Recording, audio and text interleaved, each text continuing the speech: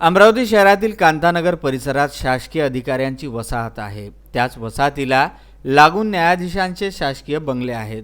शनिवारी रात्री 1:30 ते 2 वाजताच्या सुमारास एका न्यायाधीशाच्या बंगल्यात चोरट्याने प्रवेश करून चोरीचा प्रयत्न केला। तसेच बाजूला राहणाऱ्या न्यायाधीशांच्या बंगल्याची साखळी लावून घेतली। या घटनेनंतर शहरात चांगलीच खळबळ उडाली।